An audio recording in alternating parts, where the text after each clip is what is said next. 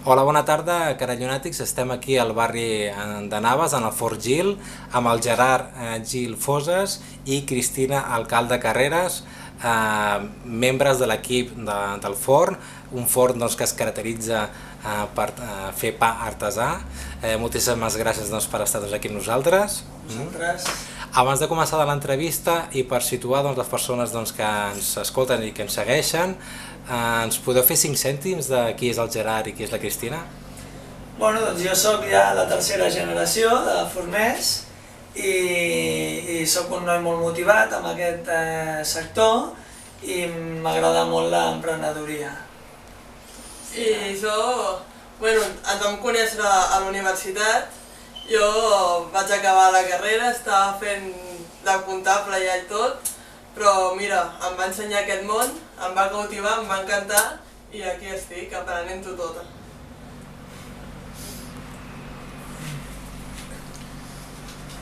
Bé, per començar l'entrevista, com i quan es va fundar el Fort Gil? Doncs mira, el Fort Gil aquest any ja fem 60 anys que estem al mercat. Va començar el meu avi a Sitges, de Sitges va passar cap a Sabadell, a Sabadell va tindre 2 forns, després ja va vindre cap a Barcelona i aquí actualment doncs, també tenim 2 punts de venda i continuem tota la tradició familiar.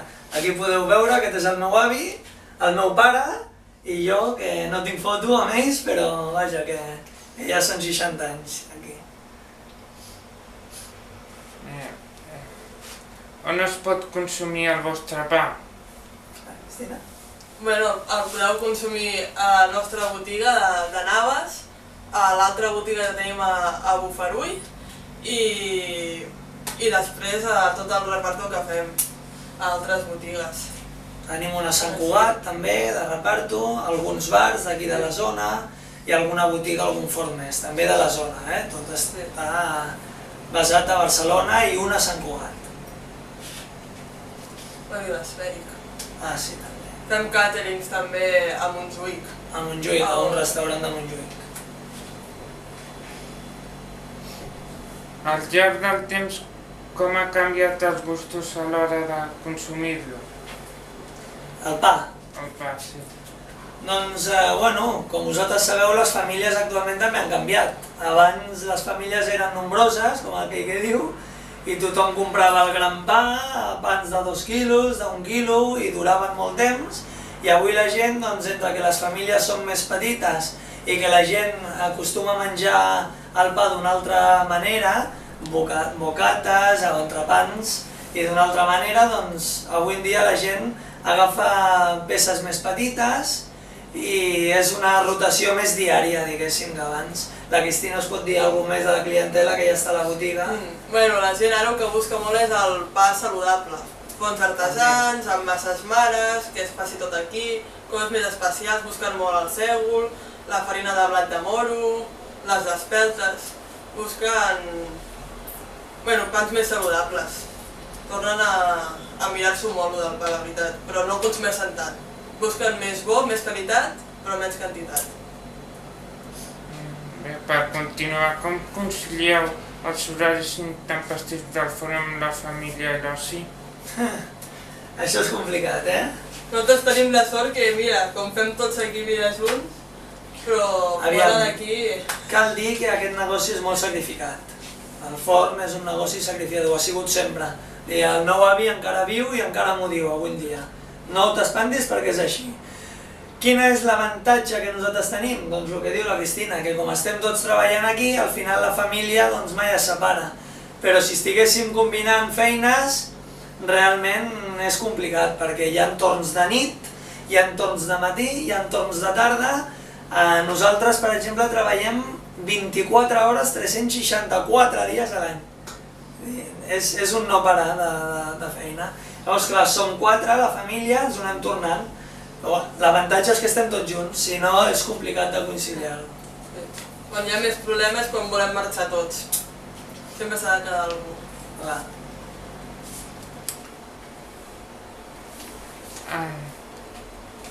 On compreu la matèria prima? Quin és el procés d'elaboració del pa? Doncs la matèria prima, tots són proveïdors d'aquí de la zona. Això no vol dir que hi hagi algun tipus de farina, que nosaltres últimament estem comprant farina de molta qualitat, per lo que ha dit la Cristina abans, que la gent busca pa de molta qualitat, molt saludable. Aleshores, bueno, algun proveïdor ens porta alguna cosa de fora de l'estranger, de França, de Bèlgica, d'Alemanya, però gairebé tot és producte d'aquí, de la terra, que diguéssim. Podria dir molts proveïdors, tenim molts, de farina tenim 4 o 5, de moltes matèries primes, això sí que no puc dir un o un altre, tampoc m'agrada, és una cosa però vaja, que és de la terra. I el procés d'elaboració, la Cristina també us pot explicar una mica com es fa el pa una mica. Bueno, tenim ara els dos tipus de pans. Ara el que estem cada cop incluint més aquí és el pa de llarga fermentació. Vull dir, per exemple, nosaltres avui amassem el pa pel matí o al migdia i després, depèn de quin, ja el tallem, el deixem reposar, el formem i el posem a la nevera ja format. I després tenim l'altre que simplement l'amassem i en bloc, que diem, o sigui, tota la massa conjunta que hem tret, la posem també a la nevera, que reposi. I el dia següent, doncs és quan es treu i després es talla el pa, es bolesa, es forma i s'espera que pugi per entrar-lo al forn, que serien les llargues fermentacions que es fan amb les massa mares, que són processos de 24 hores. Comences avui el pa i no acabes fins al dia següent. Però després ja encara continuem fent el pa convencional de tota la vida, de fer-lo per la nit, de gent treballant per la nit i a primera hora del matí coure. Tenim els dos tipus. El convencional seria el mateix. Sí, sí. Amassar el pa a les amassadores, treure'l, tallar-lo, pesar-lo. Tens diferents maneres, uns es fan a mà, d'altres amb les divisores, depèn. I després és bolesar-lo, que agafi força, donar-li la forma, tallar-lo i al forn.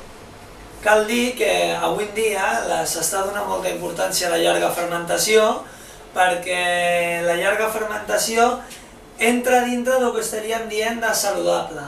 La llarga fermentació amb massa mare natural, el que estem fent és que la massa mare natural, els bacteris, que diguéssim, de la massa mare, doncs absorbeixen els sucres, absorbeixen el gluten de la farina i queda un pa molt més lleuger per digerir, molt més saludable per la gent. Aleshores, és el que li donem molta més importància cada cop més. Passa que, bueno, queda un sector de la població que encara no és que no s'ho cregui, però és una mica reaci a aquestes coses, i llavors, clar, has de fer l'altre pa també perquè has d'atendre o has de donar un servei a tothom. Més aviat la gent gran, que volen el seu pasès, la seva barra de quart, la barra de mig, no s'hi agrada tant. A poc anem canviant. Quins són els vostres pans estrella? Mira, Cristina, què? Jo crec que aquest any el pa de coca ha sigut... Molt bé. Pa de coca el coneixeu tots, molt típic, Ha sigut un èxit. I després, sobretot, els pans d'autor que fem. Els pans absolutament de tot. Tenim pa de tinta de calamar i algues marines, tenim pa de cúrcuma amb avellanes... Ara estem provant, les meves proves han sigut el pa de cava, pa de cava amb avellanes, sí. I després també hem fet pa de... com es diu això? A carbassa, fibres de carbassa i mel, pa de... El que ha agradat molt, el que hem fet són pans de temporada, pa de coca de temporada. Jo què sé, per exemple... Rovellons i castanyes, quan va haver de temporada. Per Nadal, el de torró de Sisona i moscatell. Ara vam fer el de botifarra d'ou, ara... Al final nosaltres tenim un lema que sempre ha sigut aquest i ara volem cada cop més, que és la tradició, més la innovació, al final fa més qualitat i la combinació és millor, perquè clar, tens l'experiència i la sang nova, que diguéssim, del jovent, doncs aporta moltes idees que fan un forn molt diferenciador dintre del que hi ha. Normalment la gent que ens ve a buscar aquí, alguns són per qualitat, però també molts venen a buscar la innovació que portem, pans que no han vist mai. Estem molt contents, la I veritat és que sí. segueixen. Quin tipus de clientela us ve a comprar els vostres pans?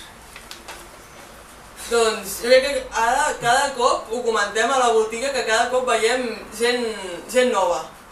I normalment la gent nova són jovent.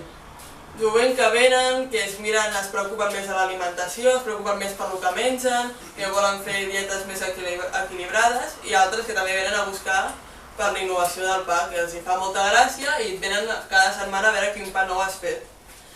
I després molt també gent gran. Moltes del matí, que és quan estic jo, la majoria són també Sí, jo gent diria gran. que són les dues. Són les dues. Però potser el que més nou ha vingut és jovent. I Gent després jove. més el de sempre. Gent grans, pares, mares, avis, àvies... Sí, sí, així. Com calculeu les mides i el pes dels vostres pans? Bueno, els pans, com ha dit abans la Cristina, hi ha diferents maneres. Aquest és un forn artesà i quasi tot és manual. Bueno, al final doncs, t'has d'ajudar una mica amb diferents màquines, que no la veieu, em sembla, per l'enfoc de la càmera, però vaja, ho podríeu veure. És una divisora, simplement, és una divisora que talla el pa automàticament. Aleshores, ens ajuda molt. Aquí pots posar de mig quilo, d'un quilo, fas 20 peces de cada cosi que tires dintre de la màquina. Hem de pensar que al final t'has d'ajudar amb una mica d'industrialització per fer tants tipus i tantes quantitats de pa.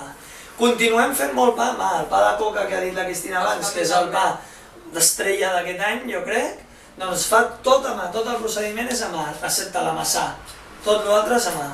I vull dir, volem conservar la tradició i el poder fabricar de manera artesanal, que és el que al final dona la bona qualitat del pa.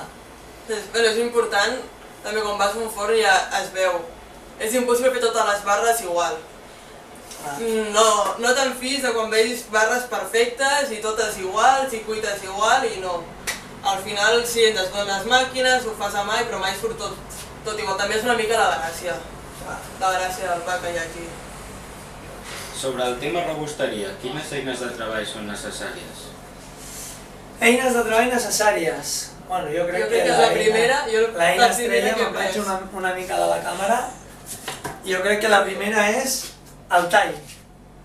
Com diem, aquest, doncs per tallar la massa, per agafar la massa de l'amassadora i posar-la a la divisora, per recollir la farina que et sobra, vull dir, això és l'eina bàsica. Després què tindríem? Tindríem l'amassadora, que aquestes són automàtiques, la balança, tindríem les divisores, els coixos per guardar la farina, veus, tenim diferents tipus de farina, cereals, alemany, bueno, després què seria més necessari? Uns cubos on fermenta la massa 24 hores, molt important, les fermentadores, les fermentadores controlades, la nevera, els forns, què més tindríem? Les teles, on posem el pa perquè reposi i fermenti, teles de tela, que posem farina perquè no s'enganxi, i allà fa el repòs tranquil·lament el pa i agafa tot molt bé. Sí, uns motllos també tenim per fer pa de motllo, per fer rodons, amb senyals així rodones, però vaja, aquesta eina jo crec que és la que és molt bàsica, Bueno, i ja per acabar, una curiositat que tenim. Vosaltres on acostumeu a comprar el pa? Home, la veritat és que poc pa comprem, però normalment... no direm que no comprem, comprem pa, Poc, comprem pa. perquè a més vivim aquí dalt, o sigui que... Però normalment... Jo crec que al final, com tothom, entre els forners també ens hem d'ajudar. I a mi m'agrada anar a comprar un altre puesto pa i veure què és el que fa l'altre, perquè això t'ajuda a millorar. Veus coses, doncs millores, dius, ostres, mira quina idea ha tingut aquest, o mira quina idea li puc donar jo amb ell.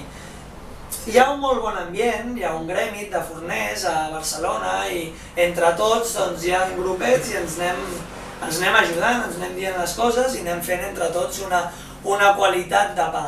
Aquest any, l'any passat, a nosaltres ens van seleccionar a la ruta del Bon Pa de Barcelona, que és un grup de 32 forns, i bueno, és el que us dic, doncs anem intentant que hi hagi cada cop més cultura de bon pa i entre tots doncs, fer que Barcelona sigui un mirall al món, no? de la qualitat del pa. I al final vas a comprar a aquests llocs, perquè són gent que també fan pa més artesanal com tu, amb qui més et pots comparar. Vas a mirar què tenen, com ho fan ells, els hi preguntes també, mira, a mi això no m'acaba de sortir, o m'agrada molt aquest pa que he vist.